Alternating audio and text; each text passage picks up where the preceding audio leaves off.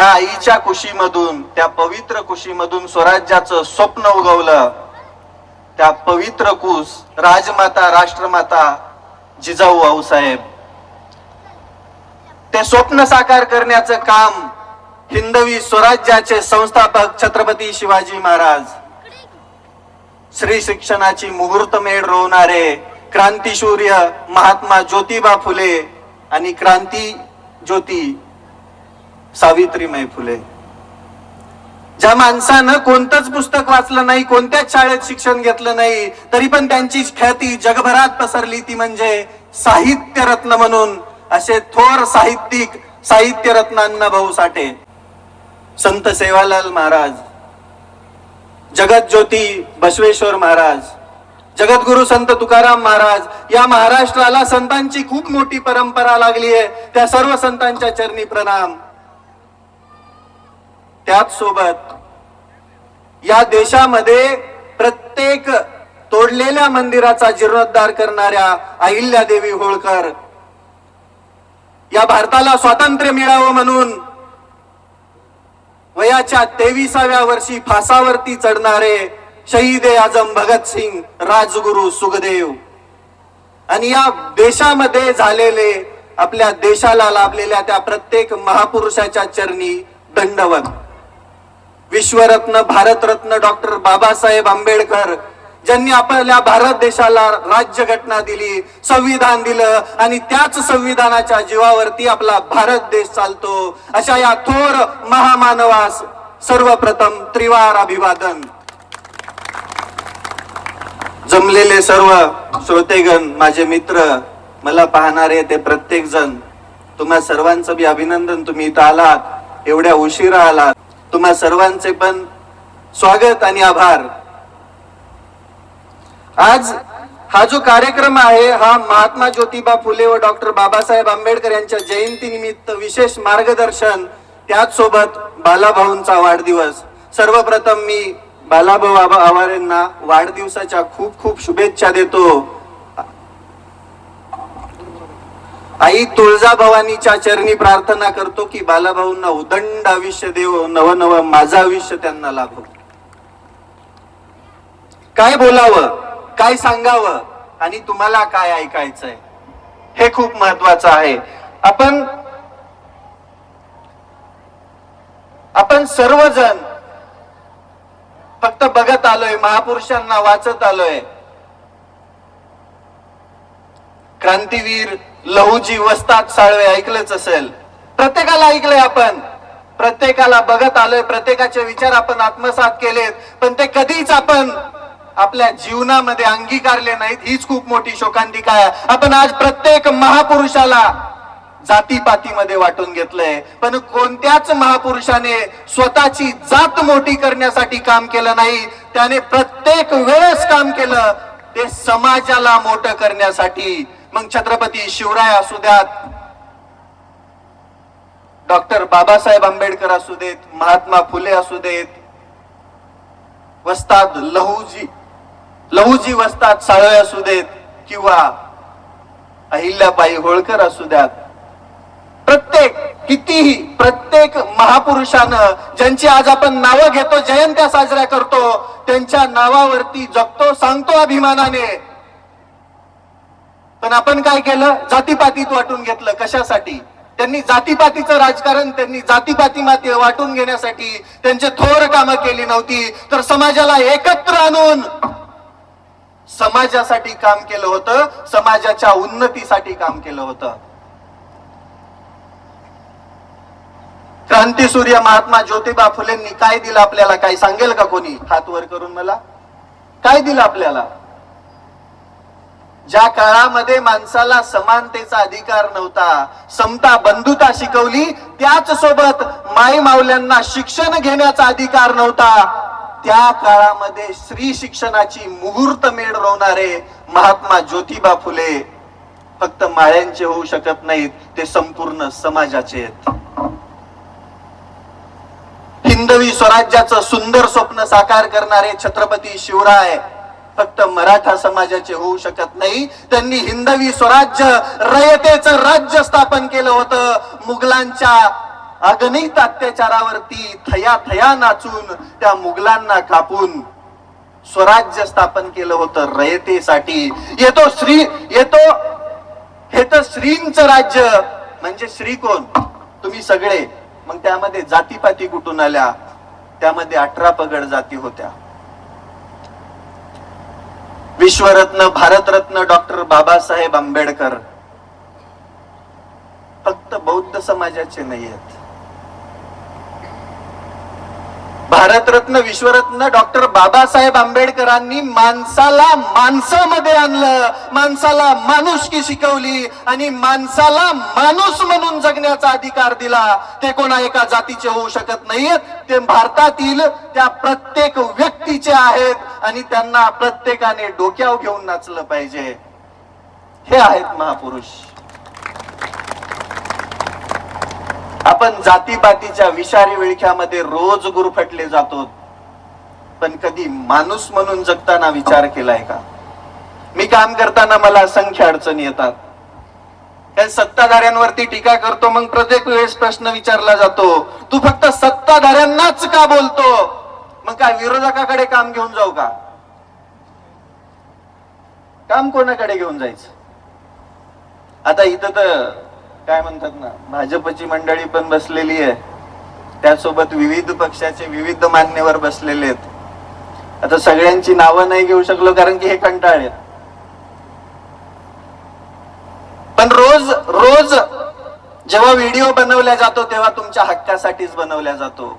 तो व्हिडिओ बनवत असताना प्रत्येक वेळेस माझ्या विचारांमध्ये हेच सगळे महापुरुष असतात, तेव्हाच मी बोलू शकतो, तेव्हाच मी तुमच्या समोर गोष्टी मांडू शकतो. आणि त्याच अधिकारांचा वापर करून जो सत्ता भोगतोय त्याला प्रश्न विचारतो. मग प्रश्न विचारलं की गुन्हेगार झाला का? प्रश्न विचारण्याचा अधिकार तर भारतीय संविधानाने मला दिलाय. मग प्रश्न कोणता विचारायचा आहे? सामान्य माणसाला त्यांचे हक्क मिळवून देण्यासाठी विचारलेला प्रश्न. कोणाचा विरोध कसा असू शकतो? आपल्याला प्रश्न विचारायची सवय नाही आहे. मी शेतीमध्ये काम करत असताना, शेतकऱ्यांमध्ये काम करत असताना, शेतकऱ्यांमध्ये संघटन नाहीये. आपल्यामध्ये वेगळे विचार आहेत. एखाद्या शेतकऱ्याने शेतामध्ये सोयाबीन पेरायचा निर्णय घेतला, लगेच शेजारी त्याच्यापाशी जातो, म्हणतो काय पेरतोय? तो म्हणतो सोयाबीन. कशाला पेरतोला का? वाटोळ होईल का? अरे पेरू तर दी, येऊ तर दी, त्याला बाजारात जाऊ तर दी, नंतर बघू वाटोळ होईल की कसं होईल. आपल्यामध्ये मागं ओढण्याची जास्त कला आहे. मी ते अनुभवलं. शेतकऱ्यांसाठी काम करत असताना सगळ्यात जास्त दुश्मन शेतकरीच आहेत. ही खंत आहे, खूप मोठी खंत आहे. आजपर्यंत शेतकऱ्यांसाठी काम करणाऱ्या त्या प्रत्येक व्यक्तीला विरोध झालाय म्हणून शेतकरी मागाय. हे तुम्हाला का सांगायचं माहितीये? रोज तुम्ही व्हिडिओ बघत असता, माझे तर बघतातच तुम्ही, पण माझ्या विरोधात बी बनत असतात. मग काय म्हणणार? शेतकऱ्यांना फसवलं. साहेब, आजपर्यंत ज्या ज्या ठिकाणी गेलोय ना, तिथं पेट्रोलचे बी पैसे घेतले नाहीत मी.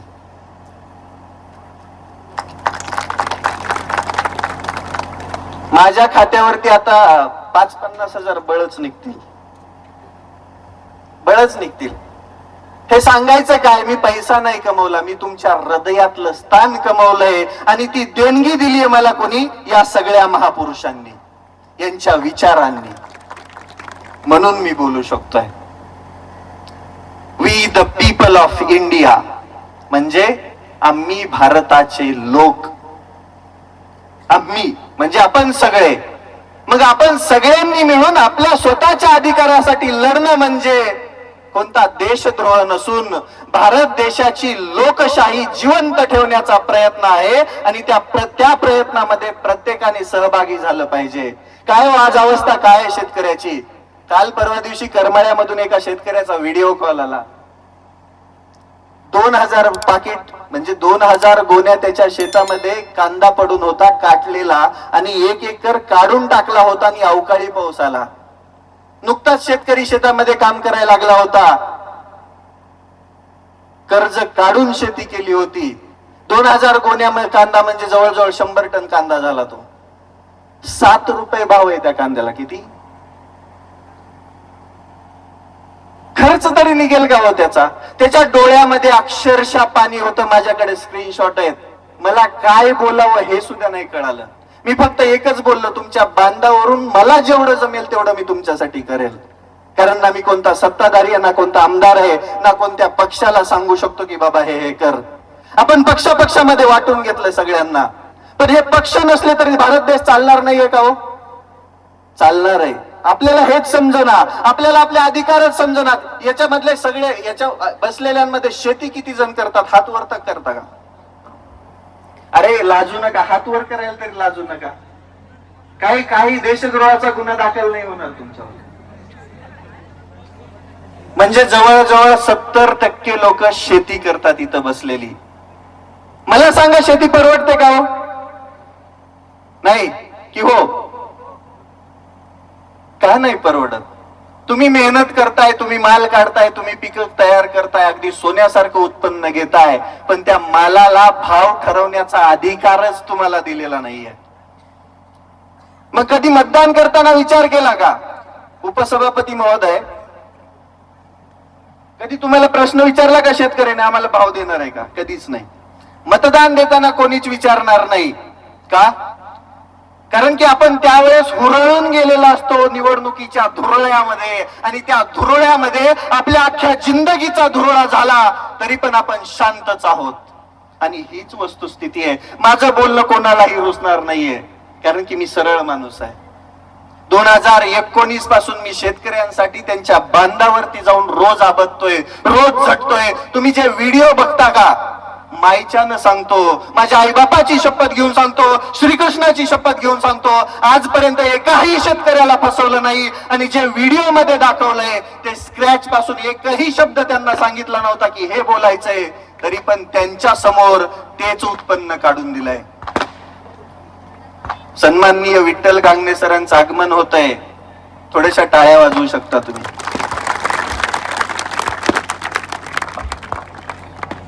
केलाय कधी विचार?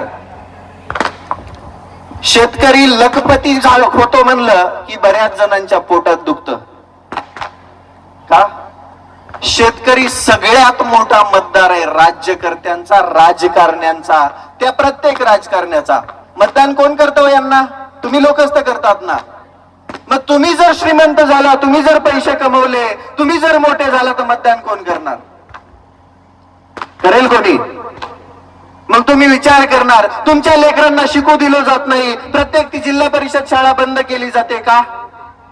कारण की तुम्ही जर शिकलात, तुम्ही जर मोठे झालात, तर फक्त अडचण ही येणार आहे की मतदान विचार करून केलं जाणार आणि त्याच्यामध्ये नुकसान त्या प्रत्येक राज्यकर्त्याचं आहे, राजकारण्याचं आहे. मग तो कोणत्याही पक्षाचा असू द्या, तो काँग्रेस असू द्या, बीजेपी असू द्या, अजून इतर पक्ष लय मोठे, आता तर लय झालेत, फोडू फोडू. बरोबर ना?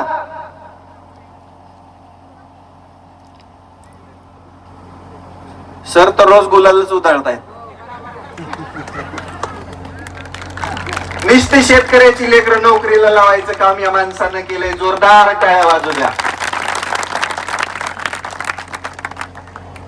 आणि मी त्यांच्या वतीने दिलगिरी व्यक्त करतो की ते मध्येच अडकले होते कुठेतरी. असू द्या.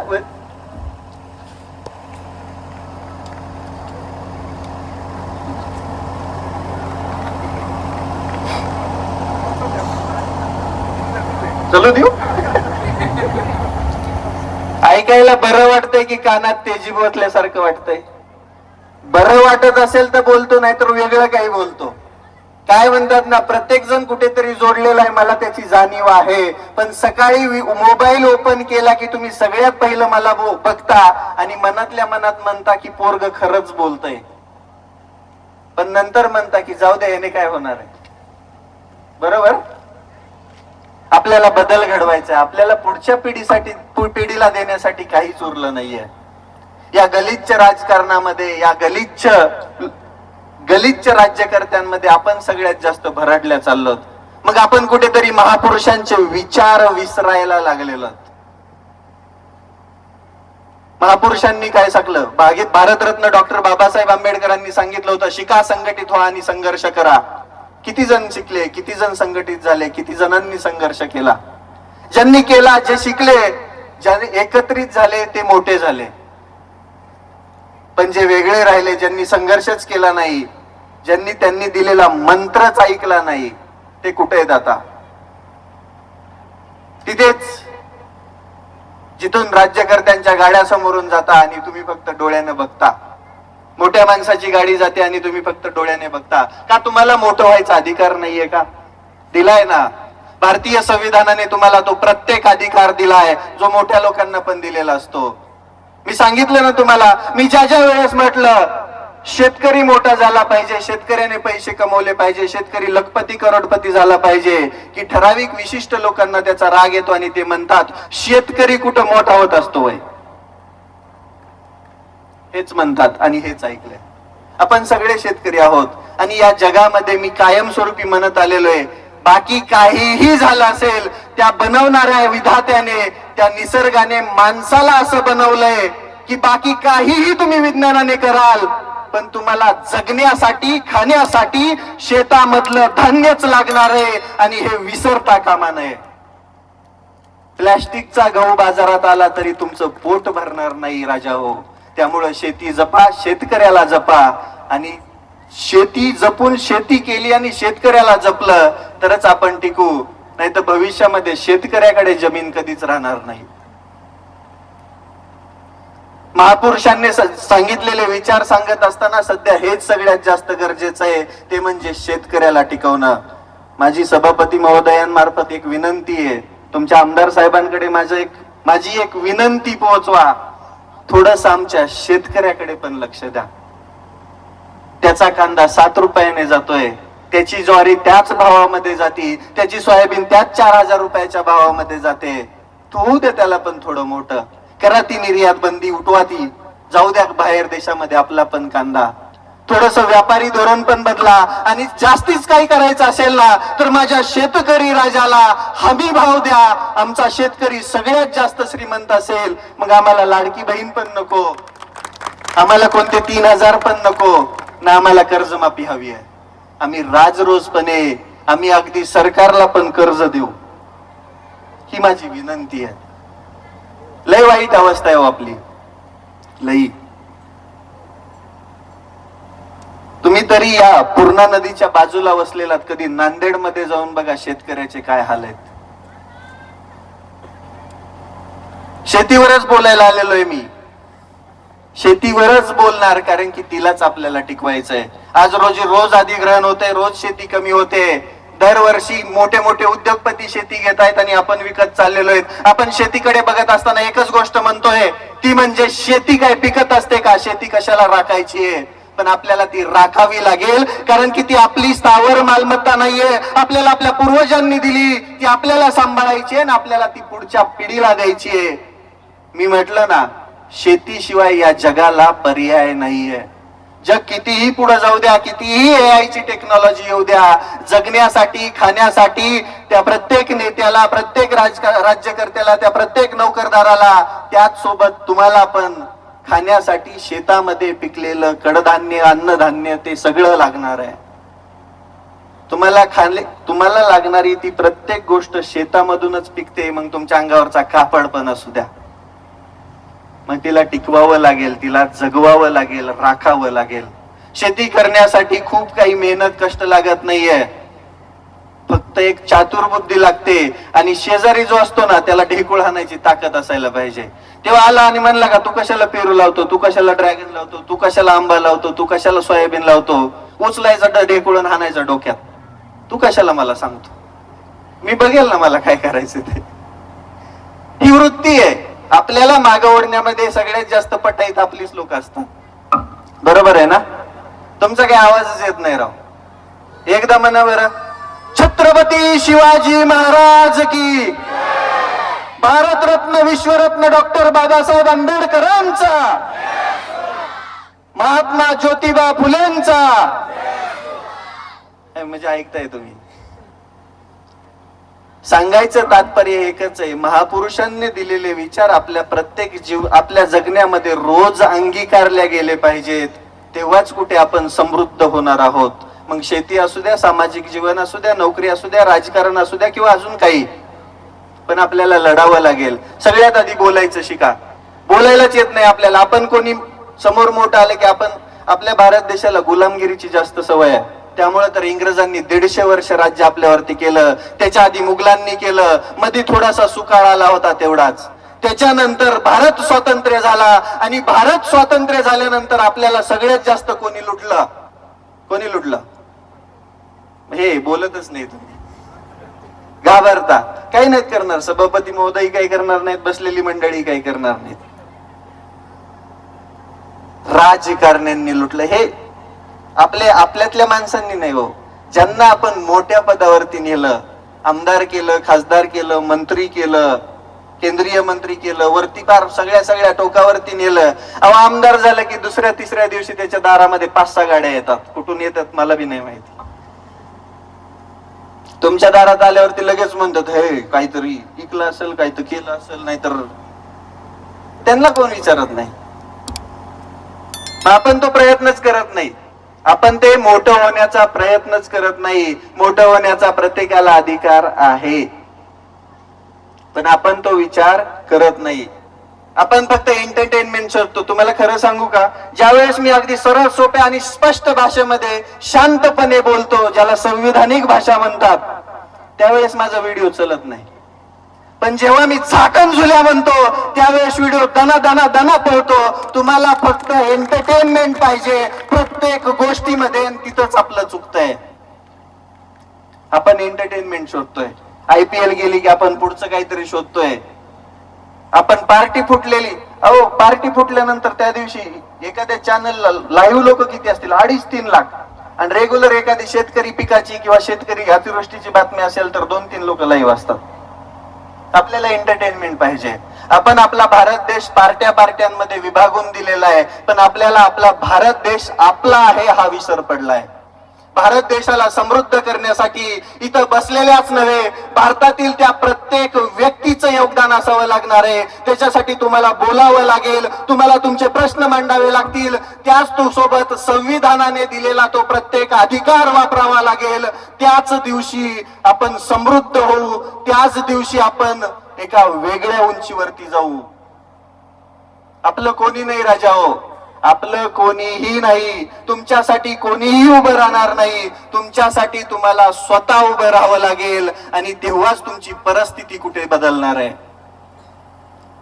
भारत देश युवांचा देश आहे, पण भारत देशातील युवाच्या डोक्यामध्ये फक्त जाती धर्म पंथ हेच टाकल्या गेलंय. ही चूक आपली आहे, कारण की आपण ऐकतोय धर्म वाचला पाहिजे, टिकला पाहिजे, पण तो कोणता? महाराष्ट्र धर्म, भारत धर्म. आपण या देशासाठी, देव देश धर्मासाठी आपण काहीतरी करायला आलोय, द्यायला आलोय. मग त्या प्रत्येक घटकामध्ये काम करावं लागेल. भारत देशाला वरती नेण्यासाठी आपल्याला झगडावं लागेल. आपण ते करत नाहीये. गंभीर गोष्ट ही. आपण फक्त वाद करण्यामध्ये, याला त्याला कमेंट करण्यामध्ये, त्याच सोबत आपले प्रॉब्लेम सोडून दुसऱ्याच्या प्रॉब्लेम मध्ये डोकवण्यात जास्त व्यस्त आहेत. मला सांगा, तुमच्या तालुक्याचे आमदार असतील, कधी कोणत्या शेतकऱ्याने प्रश्न विचारला का हो त्यांना की बाबा माझ्या कांद्याला 7 रुपये भाव काय? विचारला कोणी आहे का? हात वरतय करताय का? मी तर विचारतो रोज, मीच करतो फक्त. म्हणून तुमच्यावर 50 कोटीचे हे येत आहे ना पॅकेज.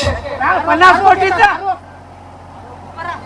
50 कोटीची मानहानीची केस तुमच्यावर 55 कोटीची आली आहे. 55 कोटीची. सन्माननीय बावनकुळे साहेबांना आम्ही फक्त प्रश्न विचारला होता, तुमच्याकडे 1147 एकर जमीन कुठून आली? मग सन्माननीय बावनकुळे साहेबांनी आम्हाला एक नोटीस पाठवली, त्यामध्ये 25 कोटी लिहिलं होतं आणि दुसरी पाठवली त्यात 30 कोटी लिहिलं होतं. पण त्यांना काय माहिती हे उपरे, त्याच्याकडे काहीच नाहीये द्यायला. मी माझ्या घरावरती तुळशी पत्र ठेवून तुमच्या समाजासाठी झगडण्यासाठी इथपर्यंत आहे. माझं गाव तुमच्यापासून 220 किलोमीटर आहे. मी तर येण्यासाठी ना कोणती बोलणी केली, ना कोणता पेट्रोल खर्च घेतलाय, ना घेणार आहे. मी फक्त तुमच्यामध्ये आलोय तुम्हाला बदलण्यासाठी, तुम्हाला घडवण्यासाठी. बाकी बावनकुळे साहेबांनी माझ्या शेतामधलं काय उपटून न्यायचंय ते न्यावं, ते माझं नाही, माझ्या वडिलांचं शेत आहे. माझ्या नावावर काहीच नाही.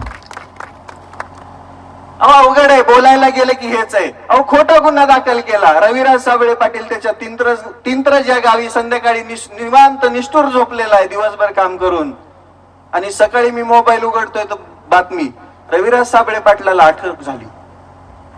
म्हटलं मी तर बाहेर आहे, अटक झाली.